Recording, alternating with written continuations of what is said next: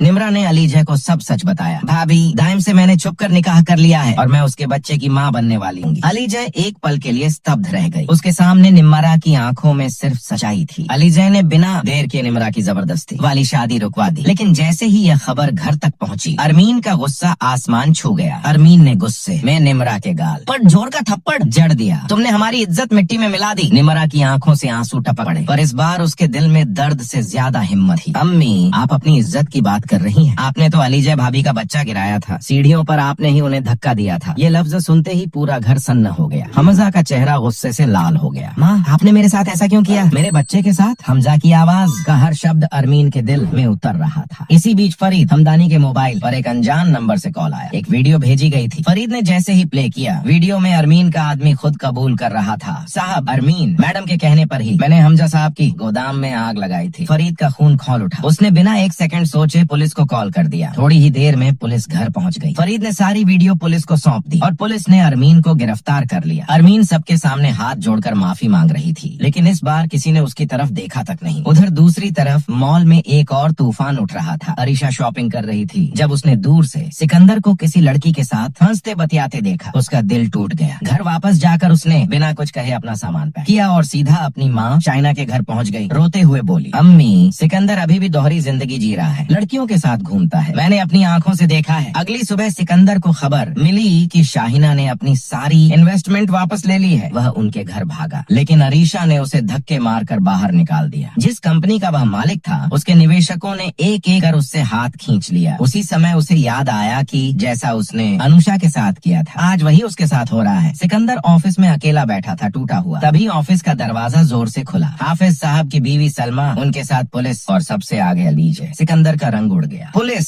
अफसर ने आगे बढ़कर सिकंदर के हाथ में हथकड़ी डाल दी। सिकंदर चिल्लाया, ये सब झूठ है, मैंने कुछ नहीं किया। पर अलीजय शांत थी। उसके चेहरे पर वो सुकून था जो इंसाफ मिलने पर आता है। जैसे ही सिकंदर को ले जाया जा रहा था, अलीजय उसके सामने खड़ी हो गई। सिकंदर घूर कर बोला, तुम आखिर हो कौन? मेरे पीछे क्यों पड़ी हो? अलीजय के होठों पर हल्की ठंडी मुस्कान आई। आज सुन लो सिकंदर, मैं अनुषा की छोटी बहन अलीजय हूँ। ये लफ्ज सुनते ही सिकंदर की रगों में खून जम गया। उसकी आंखों में परेशानी, घबराहट और डर साफ दिख रहा था। पुलिस उसे ले गई और जेल में उसकी हालत देखकर डॉक्टर ने उसे मानसिक वार्ड में भर्ती करवा दिया। उधर फरीद हमदानी का दिल अब निम्रा के लिए पिघल चुका था। उसने दाइम को घर बुलाया। दाइम पूरे अदब से उनके सामने बैठा। फरीद ने निम्रा को बुलाया और कहा, बेटा, अगर तुम खुश हो तो मुझे यह निकाह कबूल है। निम्रा की आंखों में आंसुओं के साथ मुस्कुराहट चमक उठी, क्योंकि वह दाइम के बच्चे की माँ भी बनने वाली थी। तभी अचानक अलीजय को चक्कर आने लगे। फरीद घबराकर डॉक्टर को घर बुलवाते हैं। डॉक्टर ने अलीजय का चेकअप किया और खुशी से बोली, मुबारक हो, अलीजय फिर से माँ बनने वाली हैं। ये सुनते ही हमजा का चेहरा खिल उठा। घर के सभी लोग खुशी से झूम उठे। अरमीन, जो सजा भुगत कर वापस आई थी, चुपचाप दरवाजे के पास खड़ी रो रही थी। उसने डरते हुए अलीजय से कहा, मुझे माफ कर दो प्लीज। अलीजय आगे बढ़ी और उसे गले लगा लिया। जो बीत गया उसे छोड़ दो अम्मी। हमजा ने भी कई दिनों बाद सुकून से सांस